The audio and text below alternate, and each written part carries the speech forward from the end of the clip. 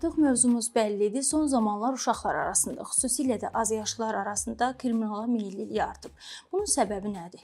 Demək, bütövlükdə uşaqların həyata hazırlanması prosesi var. O proses düzgün getməyəndə uşaqlar ya məktəbə gedib təhsili davam etdirməlidirlər, ya da ki, hansısa bir şəkildə valideyn himayəsində qalmalıdırlar və bunlar himayədə olmayanda kriminal mühitə, narkomaniya ya başqa sahəyə də meyllənməlidirlər. Bunun başqa dünya təcrübəsində hansısa bir nümunələri, fərqli nümunələri yoxdur. Bütün ölkələrdə bu belədir. Amma hansı dövlətlərdə, hansı ölkələrdə ki, məktəbə qədər təhsil, hətta bağça sistemi doğru qurulursa, bu artıq uşağın yetişməsi üçün çox əhəmiyyət daşıyır. Məsələn, bizdə bağçada bu günləri yer çatışmamazlığı bir çox uşaqların ora getməsini əngəlləyir. Digər tərəfdən də bağçaya nəqliyyat vasitələri ilə uşaqların daşınmasının imkansız olduğu bir şərtlər var. Bütün bunlar hamısı məktəbə qədər təhsilə də öz təsirini göstərir. Orada valideyn mütləq işini gücünü atıb uşağı özü aparmalıdır məktəbə.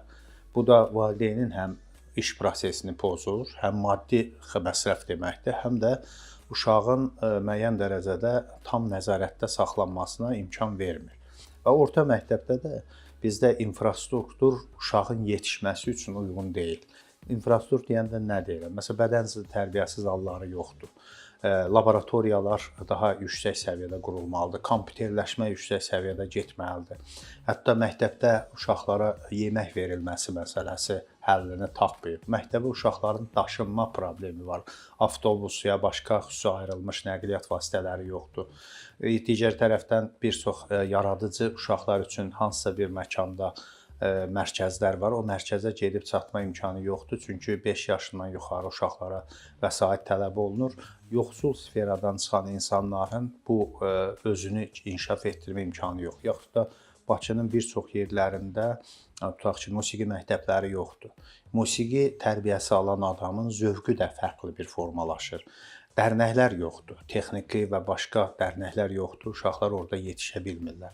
Və bu sonda nəyə gətirib çıxarır? Sonda artıq nəzarətdən kənarda qalan uşaqlar. Bir də demoqrafiya bunu öz təsirini göstərir. Çox sayda insan kənddən şəhərə köçüblər və bunlar daha çox gecəqondu mühitində yaşayırlar. Gecəqondu mühitində yaşamaqdan başqa digər bir qayğı ya hədəf olmur.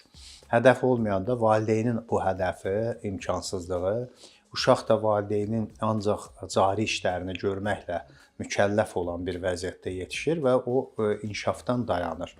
Və belə bir vəziyyətdə sabah böyüyəndən sonra çörək pulu qazanmaq üçün intellekt olmur, bir hansısa peşə hazırlığı olmur və onda çevrədə daha ucuz, asan yolla necə pul qazanım prinsipi ilə özünün həm yaşıdı olan insanlara qoşulur və kriminal alüdəçiliyi buradan başlayır. Onun tütünlə tanışdığı, siqaret çəkən vaxtdan tanışdığına valideyn nəzarət edə bilməyəndə tütündən o tərəfə bu vərdiş artıq hansısa bir iradəsi zəif uşaqlar üçün narkoman çevrəsinə düşməyinə şərait yaradır.